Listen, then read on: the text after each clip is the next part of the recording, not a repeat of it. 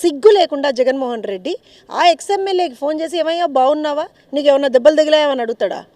ఏమయ్యా బుద్ధి ఉందా, అసలు సిగ్గుందా, నువ్వు మనిషి పుట్టకే పుట్టావా, ఏమయ్యా ఆడవాళ్ళ గురించి ఇట్లా మాట్లాడతావా, బుద్ధి ఉందా అని చెప్పి తిట్టాలా జగన్మోహన్ రెడ్డి? తిట్టకుండా ఏం చేస్తాడు? అయ్యా బాగున్నావా, బాగా మాట్లాడావు, షబ్బాష్ అంటాడా? సిగ్గుండాలి కదా. మనిషి పుట్టక పుట్టినవాడైతే ఇలాంటివి చేస్తాడా? ఇంకో విషయం, ఆయన అగైన్ నేనేమంటానంటే వాళ్ళ నుంచి మనం చాలా ఎక్కువ ఎక్స్పెక్ట్ చేస్తున్నామేమో అనిపిస్తుంది.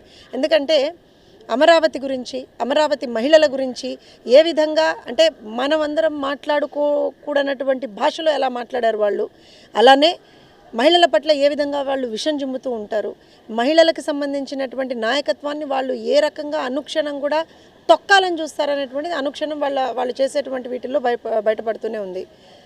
దీని విషయం అయితే ఒకటే మేము చెప్తామండి, బేషరతుగా క్షమాపణ చెప్పాలి. అది కూడా ప్రసన్న కుమార్ రెడ్డి ఒక్కడే కాదు, జగన్మోహన్ రెడ్డి చెప్పాలి.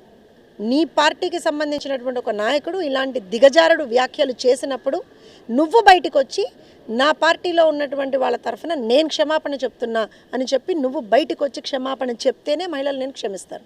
లేకపోతే మాత్రం నాకు తెలిసి they face the worst of consequences అని అనిపిస్తాం.